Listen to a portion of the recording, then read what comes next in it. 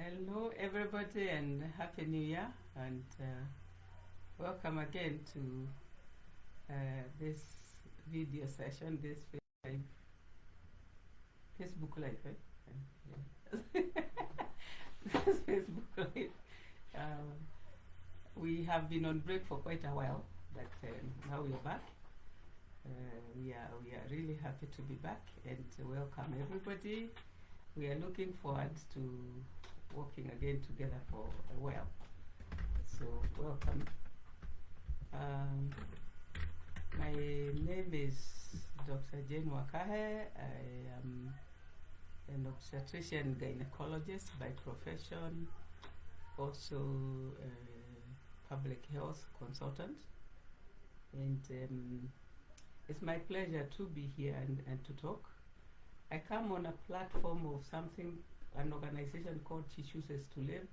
Actually, I'm not here as me now, I'm here as She Chooses to Live initiative, which is an organization that is geared towards trying to elevate a bit of knowledge.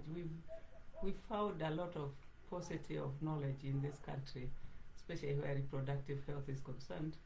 And She Chooses to Live is an organization that wants to go to the villages, right into the mashinani, and advocate for knowledge for those who may not be able to reach it. And the paucity of knowledge is not just for those in the villages. We've come to realize even the people I call Princess Dianas have a lot of gaps in matters in reproductive health. So that's what She Chooses to Live is trying to do.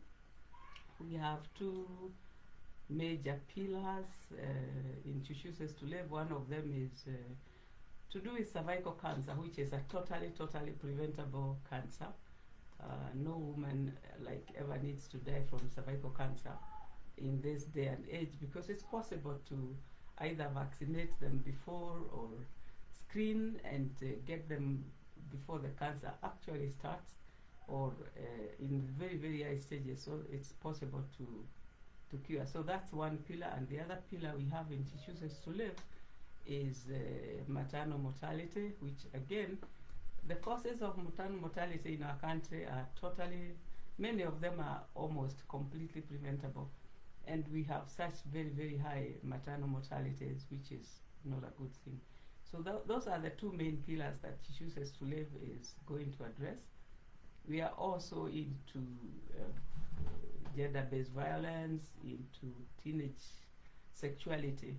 So there are many things that She Chooses to Live wants to address matters reproductive health. But today we are doing a question and answer. There are times we give specific topics. If you people have a specific topic that you want covered, we can cover it. But today we are doing question and answers, some questions that have been asked by people for over a period of time that we have been not on air, but now we shall try to answer some of them.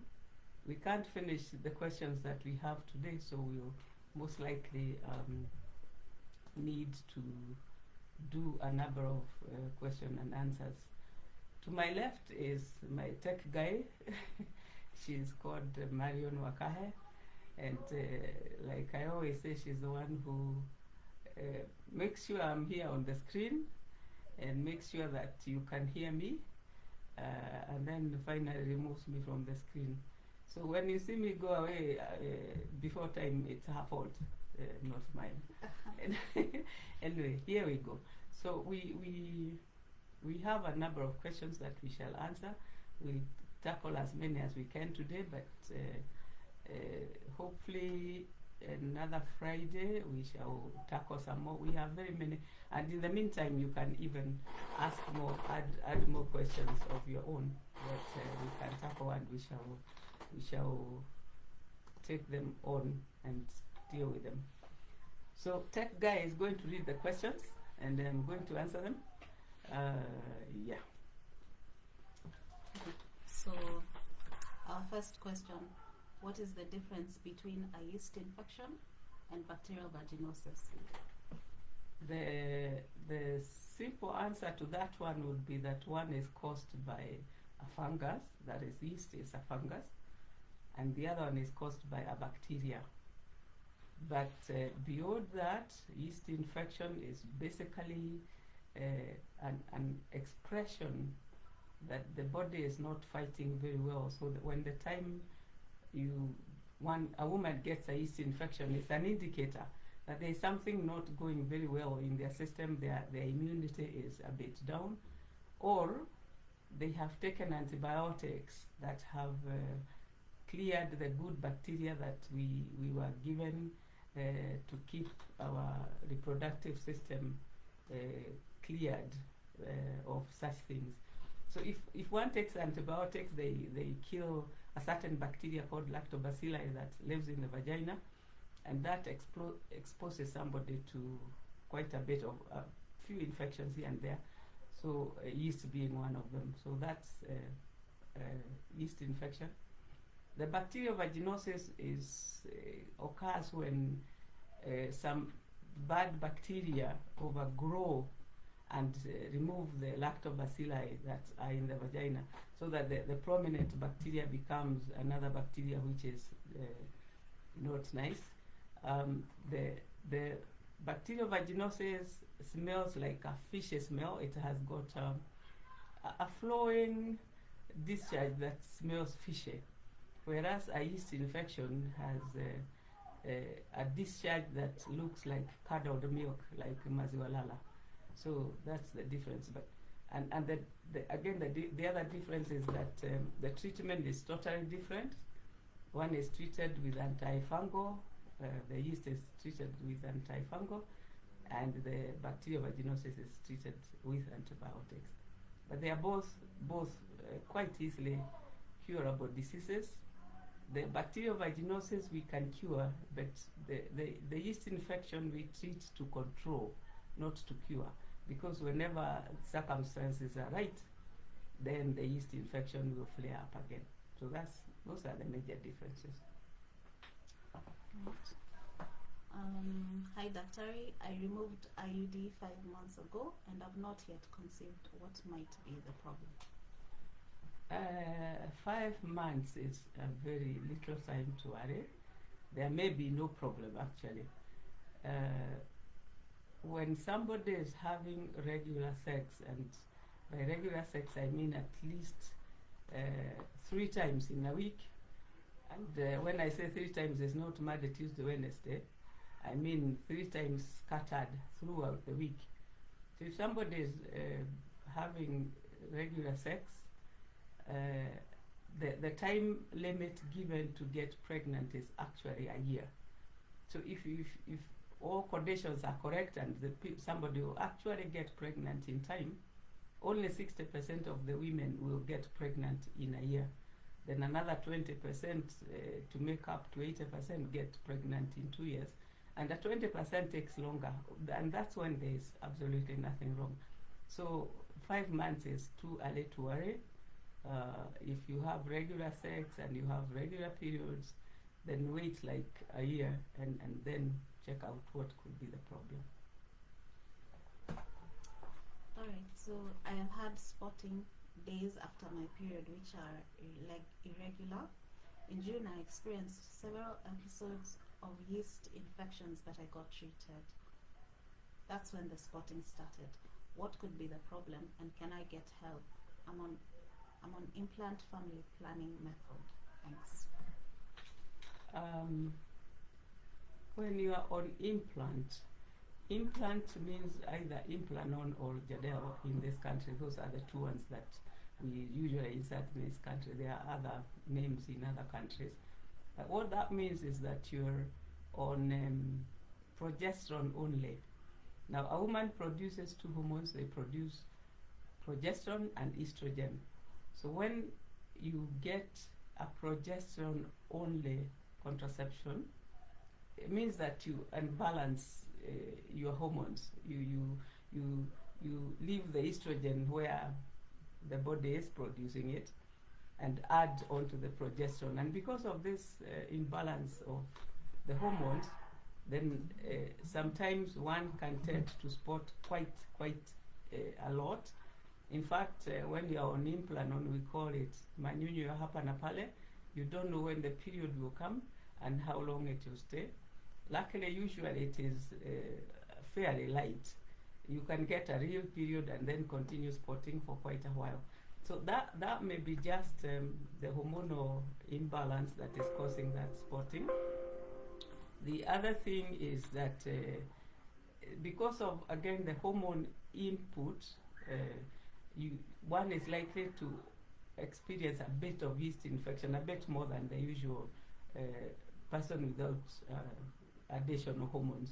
So the yeast could be as a result of the hormonal uptake of the progesterone, or it could be just the usual ones that there is some sort of stress or some sort of antibiotic or something. So the yeast is not what is causing the spotting. The yeast causes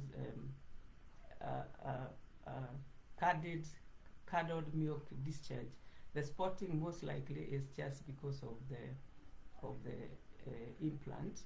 Having said that, please do a pap smear, because abnormal bleeding is always never right. So get your cervix checked, get your whole system checked as to why you might be bleeding. We could be saying it's just hormonal imbalance and it's something bigger than that. Okay. Can one get pregnant if you have sex 2 to 3 weeks after birth? And is it right to have sex so soon? If not, when is the right time to have sex after birth?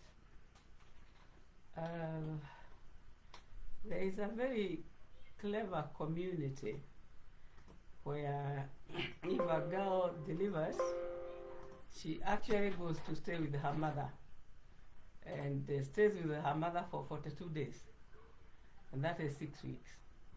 Now, the after delivery effects disappear in 6 weeks' time. What that means is by then the uterus is, the inside of the uterus where the placenta was detached from has now healed, and the uterus is no longer a wound, because where the placenta comes out of, you can say that it's like a wound. You have made the wound into the uterus, so that area is a bit raw.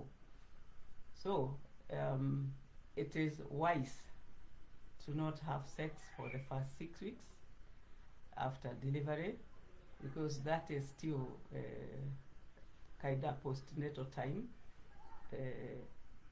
However, I know sometimes that is not quite practical, and if one must have sex before 6 weeks, then one needs to use barrier so that they protect themselves against any kind of not sexually transmitted infections, but any bacteria that may be carried on the penis, so that because the uterus could be raw, so one needs to take a bit of care. Now, it's unlikely, it's almost impossible to get pregnant within 2 to 3 weeks of delivery, and the earliest one gets pregnant is 6 weeks. That's why we tell people when they deliver to come for a postnatal check at 6 weeks. One of the things that we discuss then is contraception, because one is now likely, a number of women will now become fertile at that stage of time at 6 weeks. But before that, it's a bit unlikely. But it's not a healthy practice to have sex before 6 weeks. Right. The next question: would you recommend vaginal birth after caesarean section?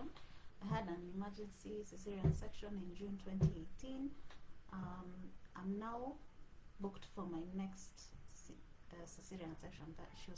That was last year. There are a lot of things we look at to decide whether one can deliver normally after a caesarean section. Delivery is 2 people. There is the baby that you need to come through the mother, and there is the mother. So it depends on the size of the baby and the size of the mother's pelvis. Now, depending on what the reason was that made one get a cesarean section, then like if it was a baby problem, for example, it was a very large baby, and this one is not such a very big baby, one can try delivery vaginally as long as they have finished 2 years. So 2 years after, one can try for vaginal delivery, but there are conditions to that. One, it has to be that the issue was not the mother, that the mother's pelvis was not small, because there are some ladies with small pelvises. Two, it has to be that her cervix is openable. There is something we call cervical dystocia. So you go into labor and you try, and the cervix just quamas. It refuses to open to the full opening. So if it's to do with the mother, then it's unlikely that the things will change. So if anything to do with the mother, then a repeat cesarean section is advised. Now, if you have finished 2 years and the trouble wasn't to do with the mother, was maybe to do with the baby, maybe the baby had a cord around their neck or something causing distress, then there are also conditions that one has to check. You have to have finished 2 years, and two, there is a certain X-ray we do at about 37 weeks of pregnancy to check the size of the pelvis of the mother. And there is a minimum that can be allowed to do what we call trial of a scar. Now, remember, this is a uterus that has been scarred before, and the contractions of a uterus are very, very powerful. So if we have a pelvis that is even slightly small, and you try to push to have the uterus contract through, to take the baby through that very, very fairly small pelvis, then the uterus will tear because it has a weak point at the scalp. And there is nothing as nasty as a uterus tearing, because the minute that uterus tears, you'll lose the baby and most likely get a very, very sick mother indeed. So yeah, there are many, many things to consider as to the trial of scar. And even as when you are trying a scar, you have to be in a hospital where an emergency cesarean section can be done very quickly, so that if anything starts to go wrong, then you can be done a cesarean section very, very quickly. Okay. What a time. So turning the page.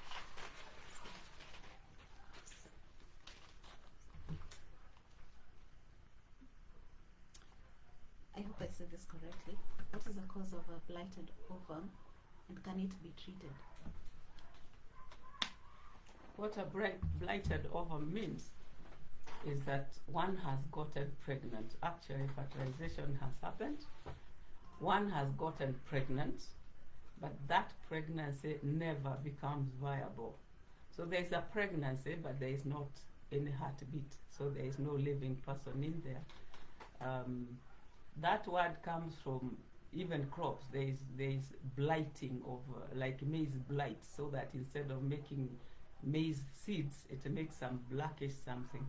So when somebody blights, it means that the heartbeat is not seen during the time that heartbeat should appear, and that is called a blighted ovum.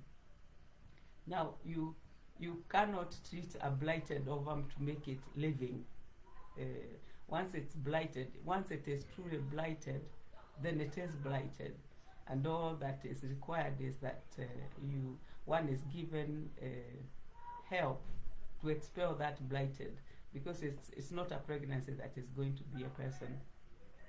However, before one calls it blighted, one needs to wait for a little while to see if the heartbeat might appear, because sometimes we will find that there is no heartbeat, but a week or so later the heartbeat appears. Maybe we were thinking somebody got pregnant earlier than they actually did, and we've done the ultrasound a bit early, and there is no heartbeat. So if there is a blight at about 5-6 weeks, then you wait a bit and see if the heartbeat will appear. But if in 2-3 weeks time there is no heartbeat, that is truly blighted. The only thing to do with the blighted is to have it expelled, either medically or surgically. Your doctor would decide which is the better way for you. All right. I have a problem with my bladder and I have back pain. Can you help? That one is at all order. I would need to know what the problem with the bladder is and what might be causing the back pain. Sometimes back pain is just the posture of sitting. Sometimes back pain is to do with the bones at the back. Sometimes we get muscle spasms in the back. Sometimes the uterus itself can cause back pain because the uterus is supported at the back. So if the uterus is doing things like getting heavy fibroids or contracting for whatever reason, like when one is having a period, you get a back pain. So I would need to know more about that back pain and more about what the bladder problem is before I can address what might be the problem. But get yourself checked, because as long as you feel there's a problem in your system, in fact, like I said here on She Chooses to Live, we don't treat. We alert you to go to your doctor as soon as possible. So when you feel there's a problem, please consult your medical person. This is another similar question. I live with a bladder condition where I pass urine through my anus. Last year I was diagnosed with fibroids and ovarian cysts. I've been taking drugs, but unfortunately I woke up bleeding. That sounds, again, I would need more information, but that sounds like somebody with some sort of fistula. Some connection between either the bladder and the rectum, or the ureter and the rectum. That may be the issue.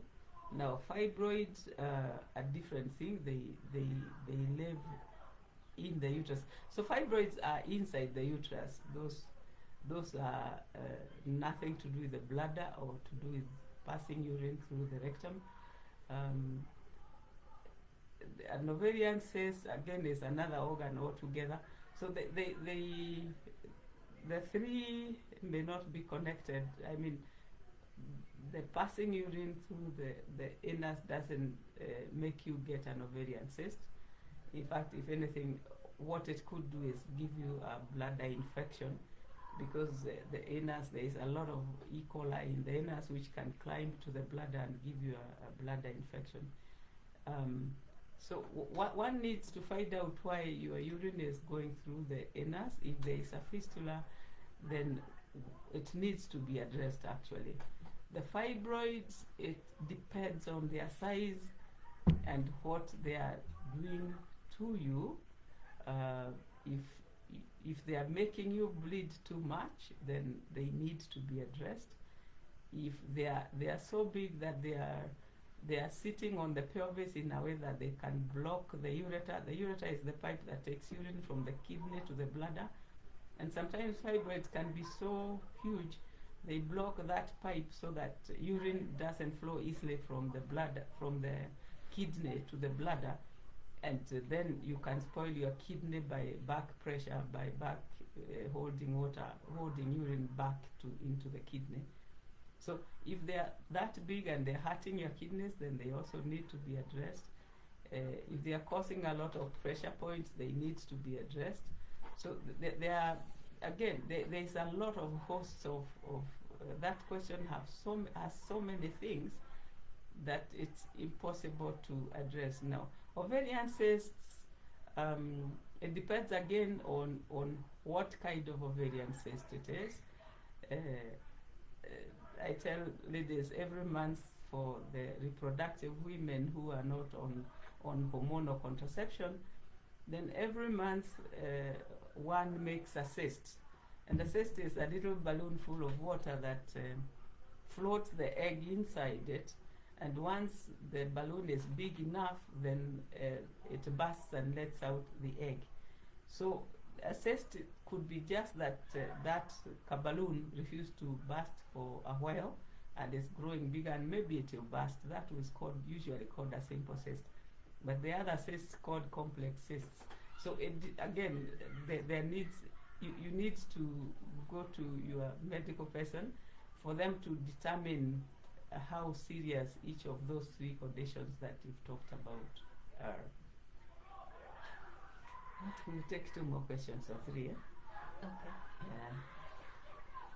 I am desperate. I need a baby. Can Dr. Jane assist me? Well, again, that's at all order. If I can assist, if I knew what the problem is, you can come to Dr. Jane, or you can go to your doctor, and they decide what the cause is. You see, babies are made by 2 people. Babies are made from a sperm and from an egg.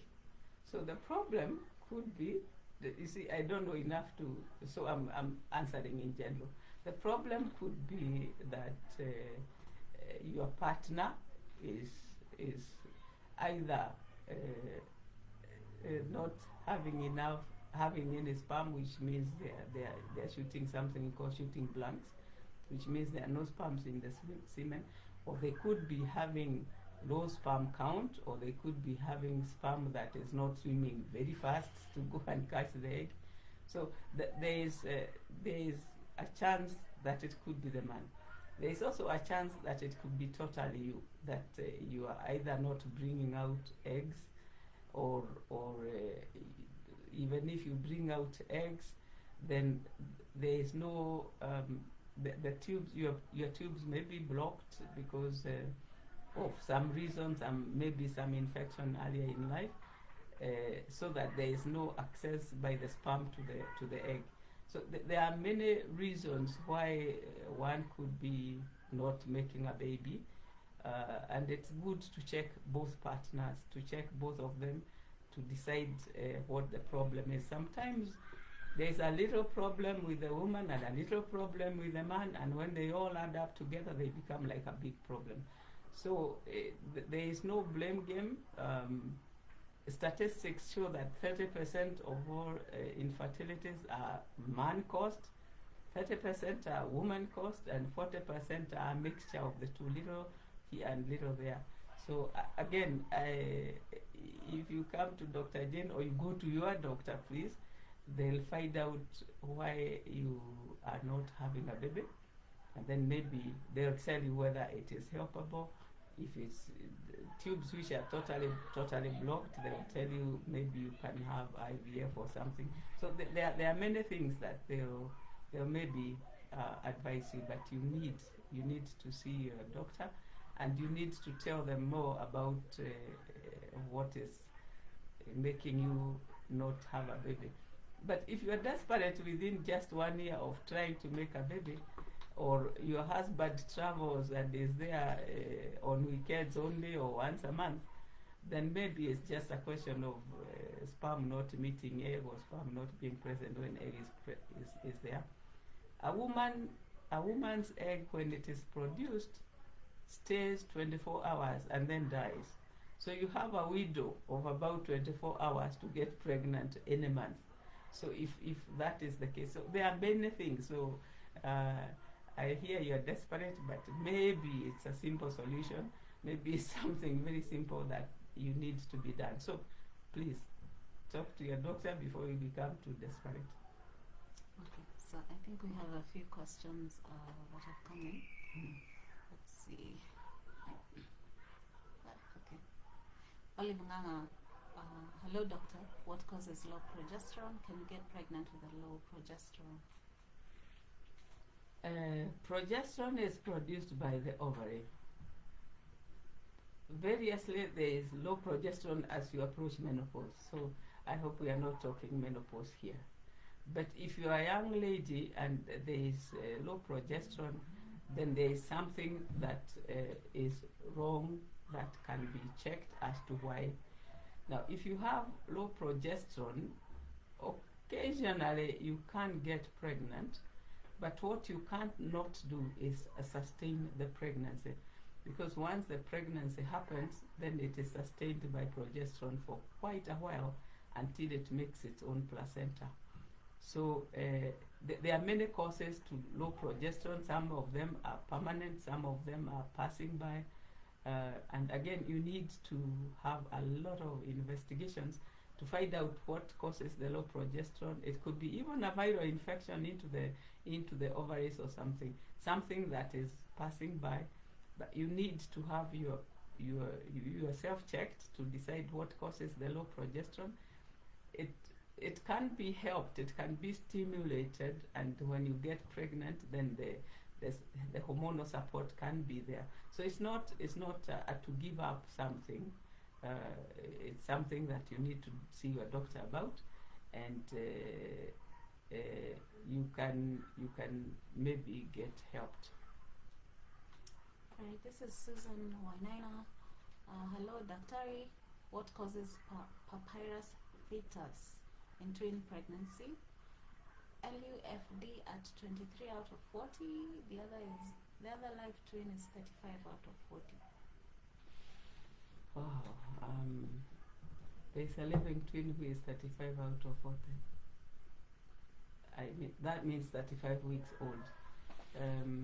The IUFD 23 weeks. That may be just that it was 35, but when the baby dies inside, then it shrinks, so it would look smaller. It's a difficult situation, that one. But we want to take care of the one who is living, because we don't know what the reason was for the other one to demise.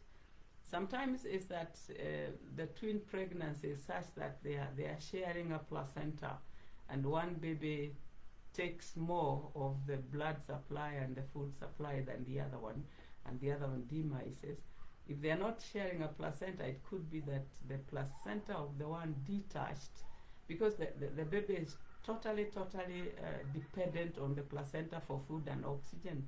So if the placenta either detached or a lot of, if they are identical twins, one twin took more than the other one, then it is that one can die and the other one live. Now, when we see one alive, since we are not exactly sure what is the cause of the dead one, we want to take care of the living one before it might also demise. And also the second problem is that there can be, when we are keeping a dead fetus inside ourselves, there can be bleeding problems in the mother and also into the fetus. So we want to be very careful there and try to take care of the living one. What is this LUFD? IUFD. IUFD. Intrauterine fetal death. So there's a living fetus and a dead fetus. And a dead fetus. Well, that's heavy. Okay, so this question is from Olive Nana again. I think I saw her name before, isn't it? Anyway, I have a testosterone level of 0.88?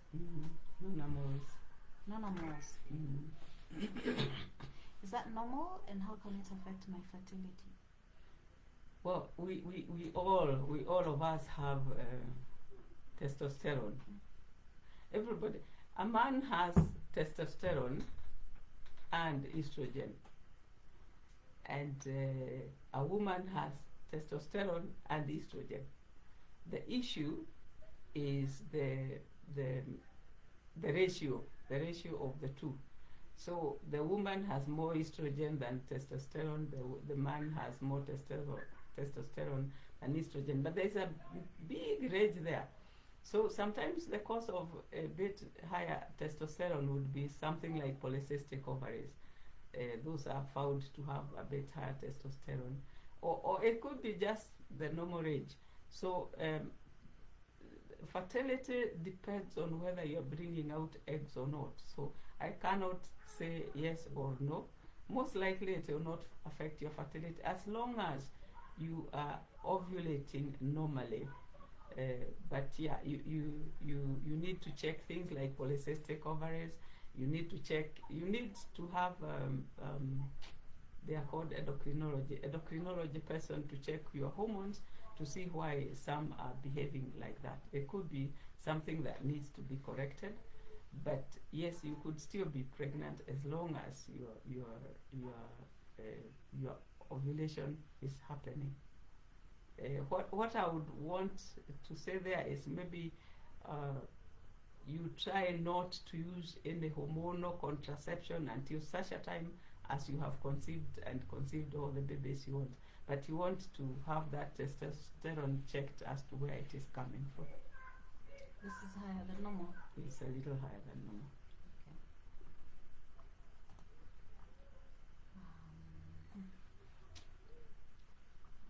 Yeah, so I think that marks the end of the questions for today.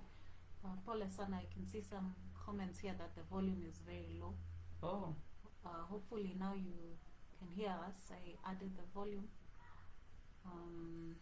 But we'll see how we can improve on that for next time. But I think for now we're done with the questions. Yeah. We are done for today. Yeah. We'll be here next Friday. Post more. Thank you so much. Thank you. Bye-bye. Bye.